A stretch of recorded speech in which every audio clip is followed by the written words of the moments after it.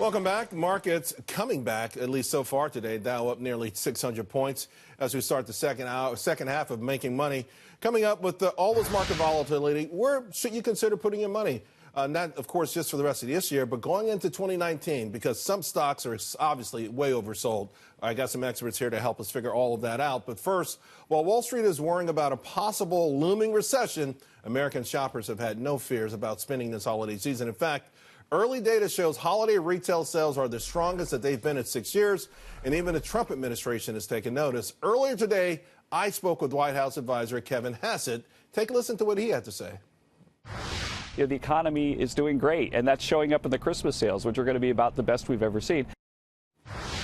So what's behind all of this? It's a combination, the optimism, though, manifesting into real-life spending. Joining me now is Shaffer Asset Management President and CEO Dan Shaffer, Kadina Group President Gary B. Smith, and our very own Kristina Partsinevelos. Gary B., let me start with you.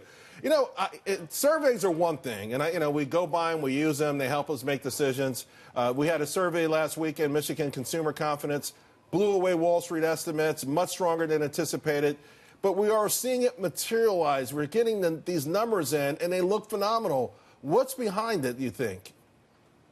Well, you know, I always boil it down, Charles, to, I think people feel good about the economy, about themselves, based on three pillars. Do they have a job? We've seen low unemployment rate. Are they making money? We've seen wages continue to increase. And then the value of their home. It's only the third leg I'm worried about. The first two are obviously extremely positive.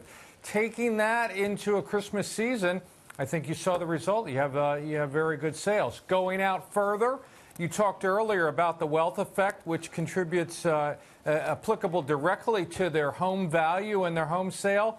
Then I start to get a little bit worried. Speaking of worrying, Dan Shaffer, you've been, cautioning folks on this market. We've come down hard.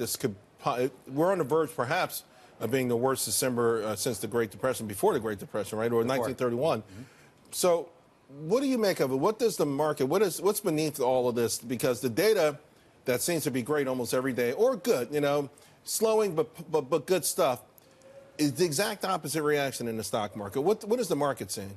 Well, it's got multiple pieces that are the problem. One of them is this political division, which we talked about a long time ago. But right now, the market is now sensing that with the low interest rate environment and the Federal Reserve pumping in money, which they've done for the last 8 years, is just not bringing the GDP up. People are not seeing the great increases in their wages. Their quality of life is not better. But why now would the market be reacting? The irony there is that some of these things, at least on paper, look like they're improving. Oh, they look like they're improving on paper, but if you really look at what's going on, the market, the amount of debt that's out there globally is out of control. So when I hear these consumer spending numbers, all they did was add to the debt that's still out there. How are they going to pay this? Next year, they've got increase in insurance premiums with less benefits. Then they're going to get that tax bill that they thought was going to be a lot less, but it's going to be more.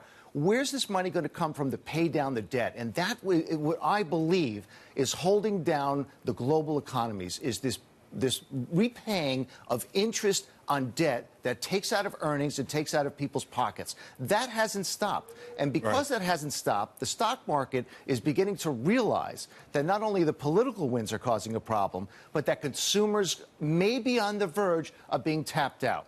And, one more point I want to make. One more point. On the sales that came out, if you look at the stores, these major stores have cut prices so dramatically that by natural movement, it will increase sales, but their margins are going to be cut. That's a problem in the retail industry. By the way, third quarter earnings season, that was the story, right? A lot of misses on revenues. The top line, a lack of pricing power. Kristina, how would you describe the atmosphere down there on the floor? It's funny because I spoke to a few traders that said, I don't know what's going on right now. Why are we seeing everything in the green? Yes, we can allude to the positive summer, saying the retail numbers that came out, or the fact that not only your interview, but you had Kevin Hassett say that Jay Powell's spot is 100% confirmed. He's not going to get fired. So that added some positivity to the market.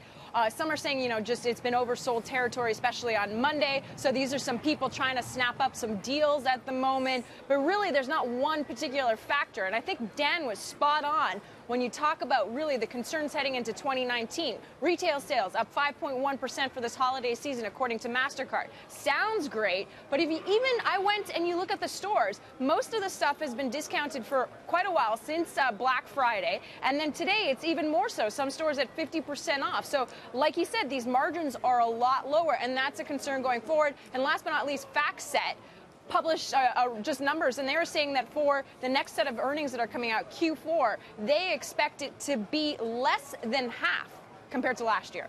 Real quick, Gary B., we know there's got to be a reassessment of everything, because we won't have the kind of earnings growth that we saw, which were mind-boggling in 2018. But isn't that what this part of this process is? And if so, where do we find equilibrium? Well, you know, the easiest thing to do is look at the market action. It's unlikely we put in a bottom. Markets just don't go straight down and then straight back up. You know, today, say we're up 600. I think we absolutely, at a minimum, have to test the lows from right before Christmas, and then that'll, of course, take us into 2019 or thereabouts. Then maybe you can make an assessment. Have we put in any kind of bottom? I think I would like to see just one of these headwinds, whether it's China, you know, the Fed, stopping something, kind of a breath of good news. Then maybe I'd be a little bit more bullish. Well, the good news, really, honestly, is that I think the worst case scenario for all of them starting to be baked in, so they can only get better. I think they will. Maybe. All right.